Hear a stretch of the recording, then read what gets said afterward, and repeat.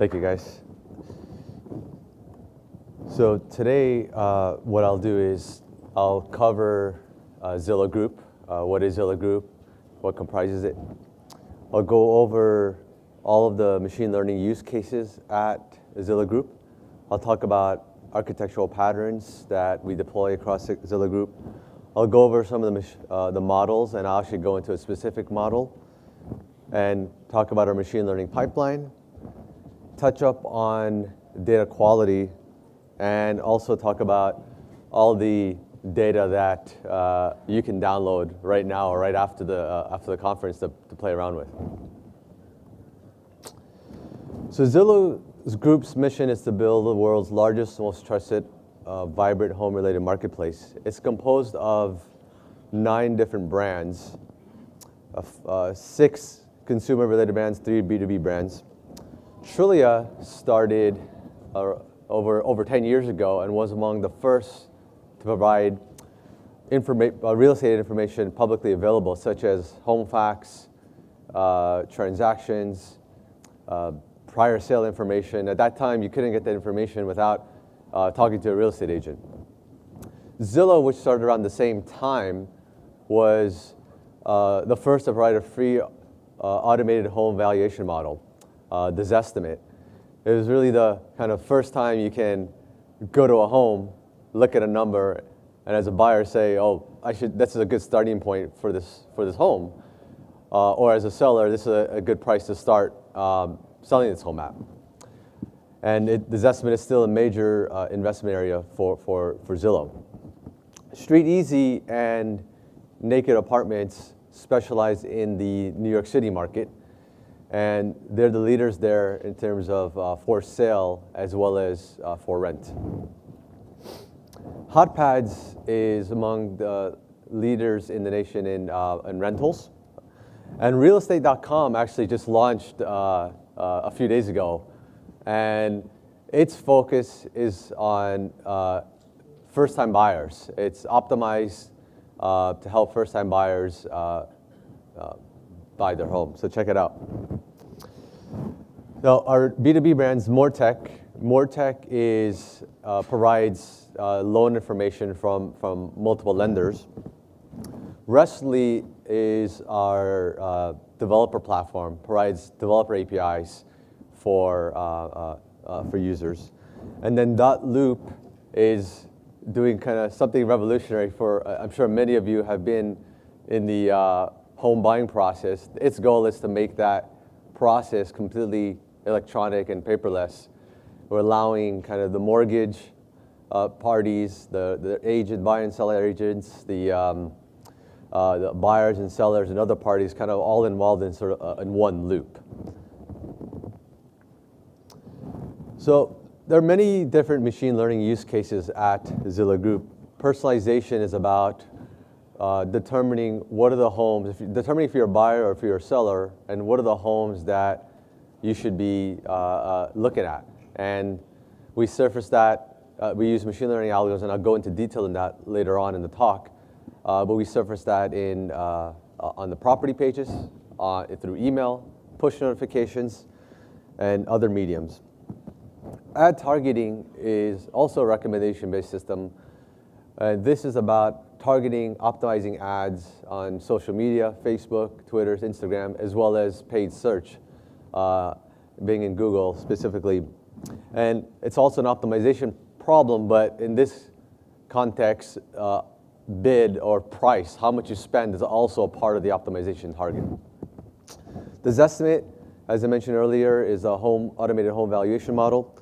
And there's a bunch of products built around the Zestimate, such as Z3i, which monitors home price trends across the nation at various geographical levels.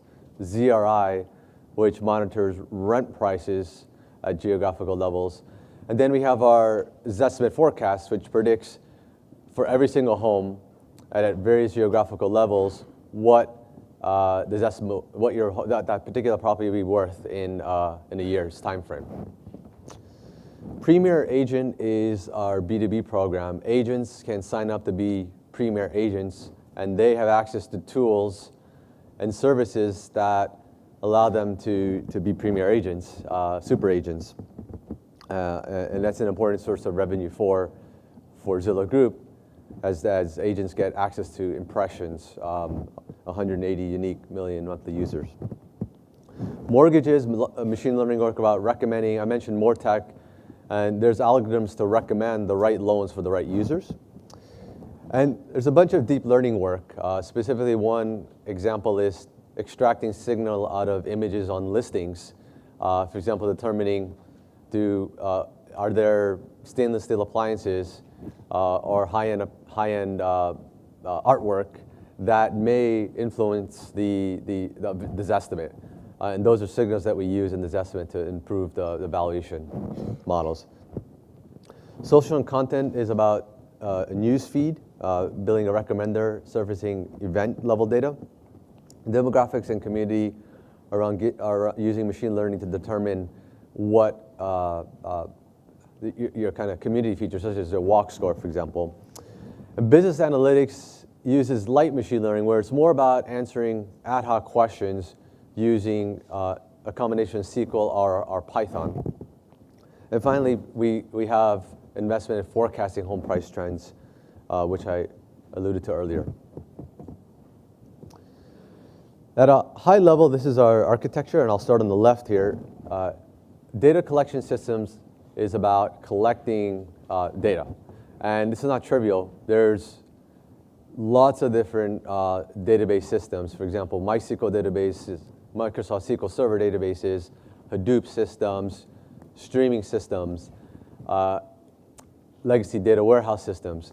And you need to collect this data. And some of this data is not inherently event-level data. It's, for example, SQL Server databases. So how do you convert that data into more event-level data and stream it into our system? I won't be covering that. We have a nice blog article on our data science blog that talks about that. Featureization is about taking that data and creating features for the machine learning model at scale. And aggregate features is about clubbing together multiple signals and producing aggregates. For example, a basic aggregate feature is popularity, how popular a property is based on, say, clickstream data or how many visits to a specific property. At the core of this is the Zillow Group data lake. Our data lake is based on AWS S3 cloud storage, and all of the data that we collect gets into the data lake. Wedge counting is our collaborative filtering algorithm, and I'll go into detail on that shortly. Collaborative filtering is about, in case you don't know, it's about recommending items, in our case, properties and homes, rentals, or for sale listings, for users, using behavior of other similar users. User profiles track preferences for all of our users, both authenticated and unauthenticated users, and I'll talk about that shortly. And ranking puts it all together.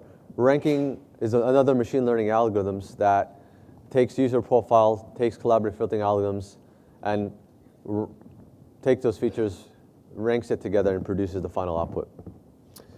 And then for many use cases, we have real-time scoring APIs where not only the model outputs, for example, recommendations have to go into production, but the actual models themselves have to go to production, and they have to be able to surface traffic at 100 milliseconds or less. So that's another challenge in itself. And just to go a little bit deeper, our architectural patterns, we collect using streams, typically, and as I mentioned earlier, we're on AWS. So we leverage a Kinesis Firehose, which is an AWS service to dump streaming data as large files into the data lake, because the Hadoop ecosystem, such as Spark and MapReduce, are optimized for large files. And we want to store our data, and we don't delete our data. And then applications, there's batch applications and near real-time applications. Near real-time applications typically directly listen to our consumers to get near real-time data, and they also are consuming data from the data lake. Our batch applications are generally running once a day or a couple hours a day, directly from taking data from the data lake. And then for serving systems, there's 3 different use cases. There's models surface, machine learning models surface the actual output, for example, Zestimates or personalized recommendations for a user, and this goes into some sort of serving system, either a Redis data cache or some database. And then I also mentioned earlier for real-time scoring, where you actually need to not just take, where you're not actually surfacing the recommendation itself, but actually surfacing the models into production and all the features associated that the models need at serving time, that you deploy that into a real-time scoring system. And then analytics is about data warehousing, pushing data to allow fast SQL access. At Zillow Group, we use a wide variety of machine learning models, both open source as well as custom. We heavily use random forest. We have our own version of random forest, modified version. Heavily use gradient boosted decision trees, using for CNN for deep learning. And there's also NLP problems, use the typical methodologies such as TF-IDF, word-to-vec, and back-to-words models. Linear regression used throughout. And k-means clustering is heavily used in order to cluster, especially for geospatial-based problems, to cluster together neighborhoods. K-nearest neighbors and wedge counting is our collaborative filtering algorithm. Well, and let's go into it. So, the key in personalization systems is determining what is the definition of a like and a dislike for a user. And for Zillow, we're trying to target homes. We're trying to target rentals, target for sale listings. And so we're trying to define, well, what is the definition of a user actually liking or disliking a listing? And let's take a specific example here. So Spencer is is the CEO of Zillow Group, and he likes the pricier homes, the $22 million home and the $19 million home. He's got the plus sign means like. But he doesn't like the $664,000 home. Whereas Stan likes the $664,000 home, but doesn't like the $22 million home. So the personalization problem here is to predict, does Stan like or dislike the $19 million home? And our definition of like is a user actively engage with a property. And it's like, is the user didn't actively engage. So what's the definition of actively engage? It's actually on the right. Those are our features. So as of now, we have a set of business rules.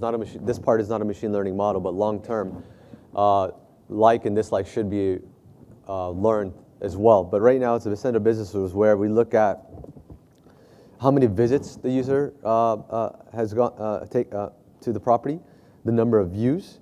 So if a user just viewed a property and didn't spend much time on it, that would not be a like for us. So time spent is a very, very important variable. And the number of leads sent, if the user sent a lead on that property, that's a high engagement signal. Number of saves, number of shares, as well as the number of photographs that a user viewed on that specific property are these very important features. So given our definition of like and dislike, it's a classification problem, 0, 1. And now what we do is we form these wedges. And this was an algorithm that was in the KDD Cup a couple of years ago, invented by Joseph Kong at Trulia. And a wedge, the definition of wedge is that you start with your target user, UTG in this definition. You have your target item that you're trying to make the prediction on. So in our example, we're trying to make a prediction on the target user is Stan, and the target item is the $19 million home, right? So that's the question mark there. That's what we're trying to predict. So UTG is Stan, ITG is this. And what you do is you look for users that have interacted with an item that's also the target user interacted with it. So this $22 million home is and the $664,000 home, they both users interacted with it. And then the common user also interacted with the target item. And what you're trying to do is form these wedges. And if you do the math, there are 8 different configurations. So over here, the first one, the configuration 0, UTG doesn't like, the target user doesn't like another item. Another user doesn't like another item. So these are other users on items participating in this wedge. And then this other user doesn't like the target item. So that would be, so all minuses all across, that's wedge 0. And wedge 1 is going from the bottom, like, I can't read, like, and, I mean, dislike, and like. And wedge 2 is dislike, like, and dislike, and so on. And there's 8 of these. And so what you do is, so in our example, taking our previous example, there's two different configurations, wedge 0 and wedge 5.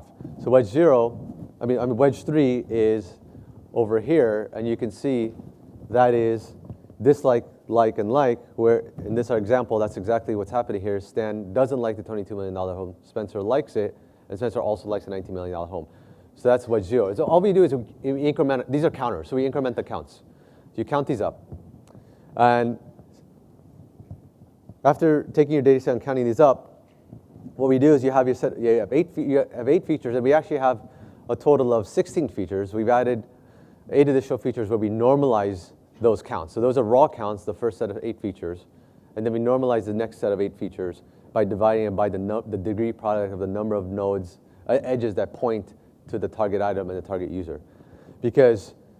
And why we do that is because popular items or popular users will heavily skew the distribution.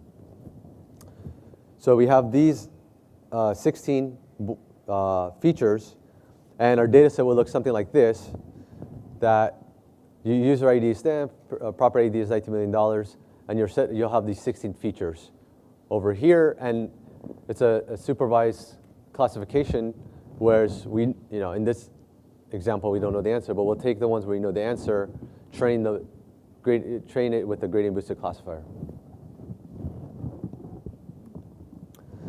So that's the wedge counting collaborative filtering part. And then the other important aspect of recommendation system is actually the user's own preference regardless of other users. And that's where the user store and user profile comes into play.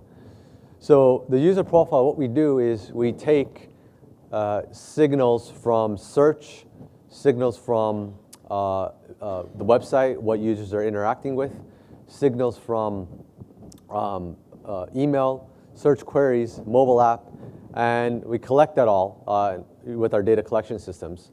And what we do is we have models, a series of models that determine sort of the preference scores for these users. And what we see, there's examples on the right here where these preference scores, first off, they're all categorical.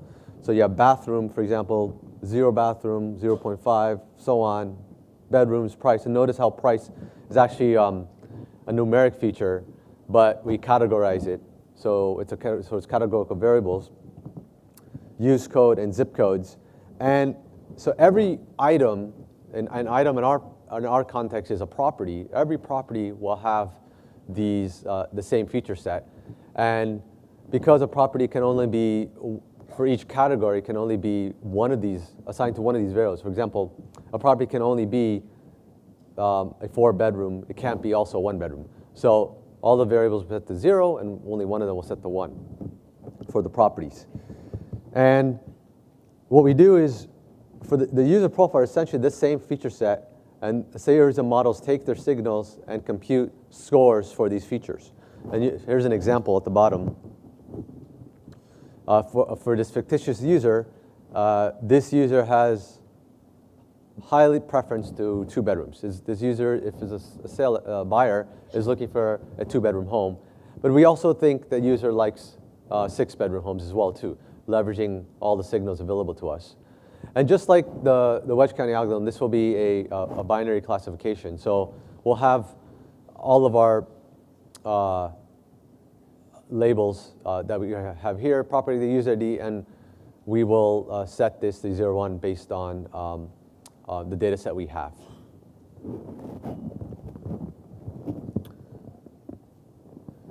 And ranking puts it all together. So ranking takes wedge counting output, takes user profile output, and our first version of this algorithm is a simple linear regression, where essentially what you're doing is you take, so each row here represents a property, and as you can see, only one of the variables, this is the subset, there's thousands of these, but for bedrooms, this is set to 1, this property is a 2-bedroom, this is a studio, and so on, and the user profile is a same feature space, and those, I'm using the example from the previous slide, has the same preference scores. You essentially do the dot product, and you essentially get properties with their ranking score in sorted order.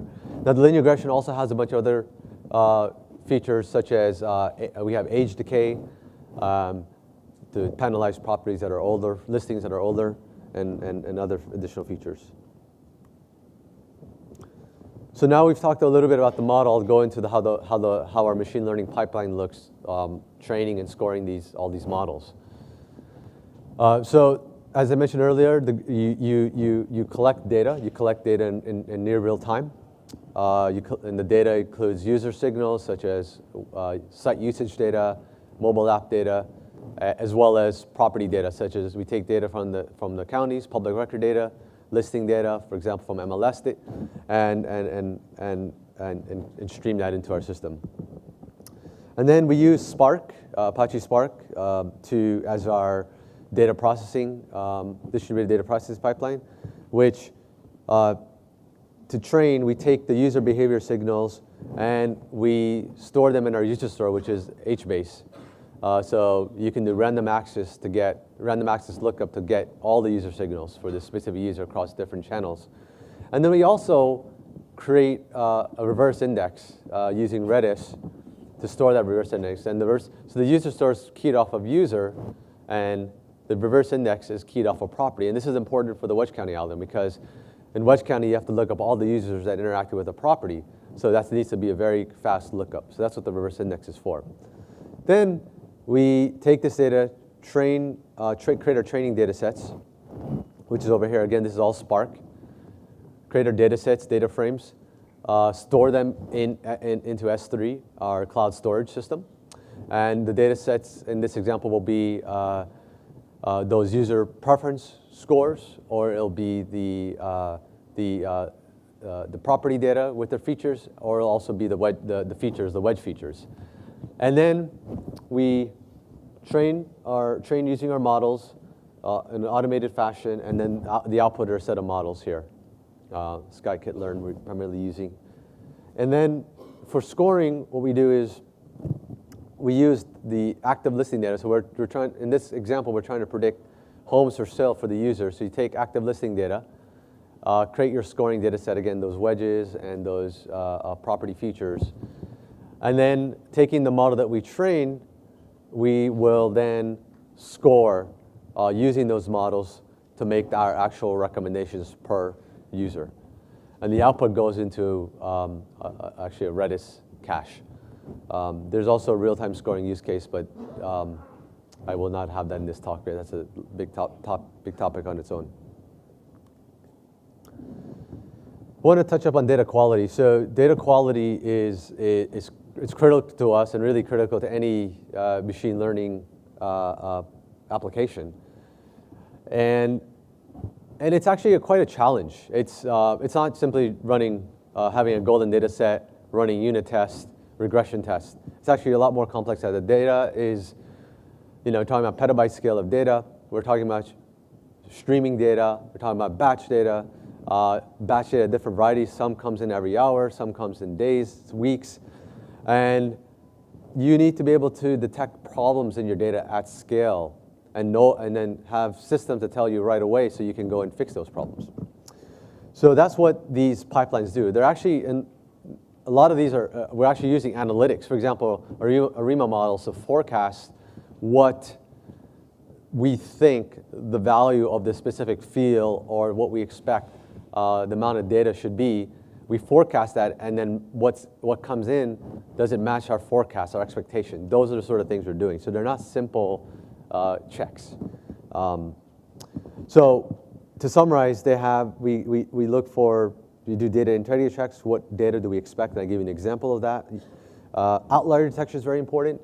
If a property comes in a neighborhood that, if a 1,000 square foot property comes in and it has 20 bedrooms, that's an outlier, and we want to detect that and alert ourselves right away, because that'll mess up lots of things. It'll mess up the models to train this estimate, for example. It'll mess up the models for recommendation systems, so we need to detect that. Missing data is a big problem for us. Expected number of records, and then latency is very important. How fast do we expect this data to come in, and making sure that it's meeting our expectation. And the output of this, we have reports, but we also have monitoring alerts, and alerts get sent, so that drives action quickly. There's a lot of free Zillow data out there, and you should explore. So a good starting point is Zillow.com/data. There's a bunch of time series data there. We have data at the national level, state level, metro, county, city, zip code levels. The Zillow Home Value Index is our index of monitoring prices of homes at those various geographical levels.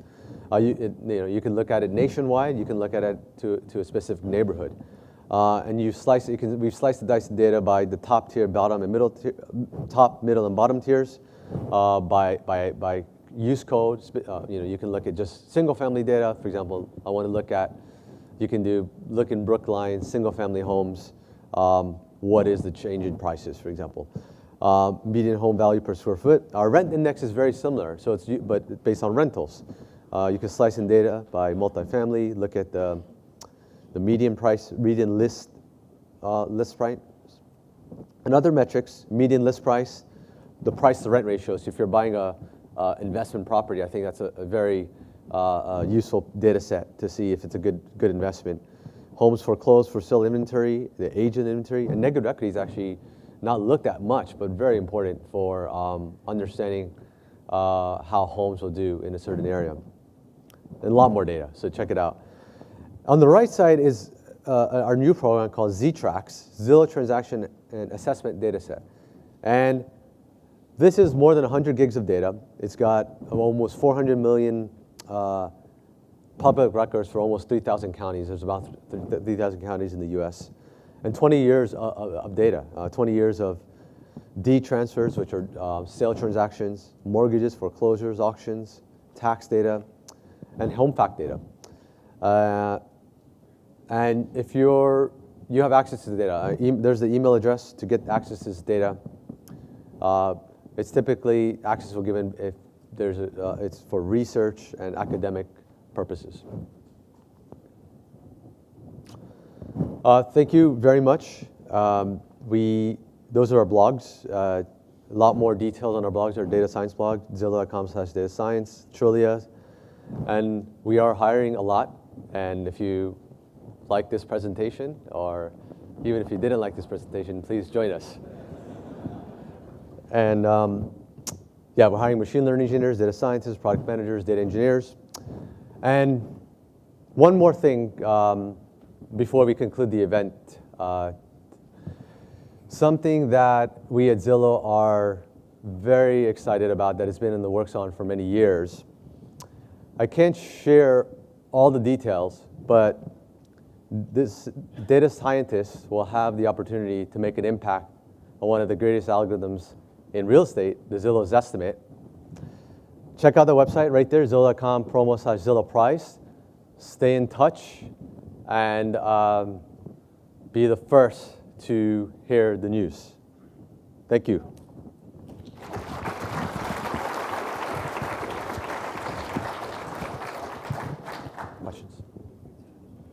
Questions? Okay. Okay. I think I'll be taking questions. Yeah. I noticed that you're making ranges for the prices. Don't you wish you had the actual price and or profit? Would you not want to maximize profit? What's the value of price?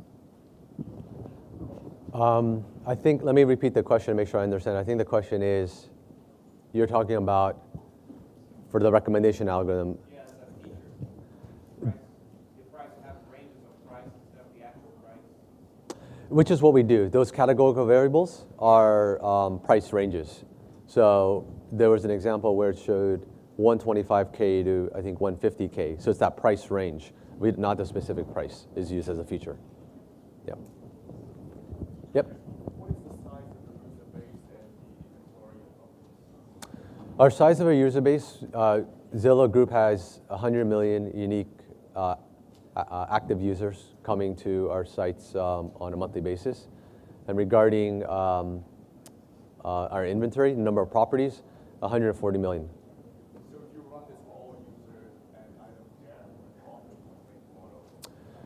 We train the model on a daily basis.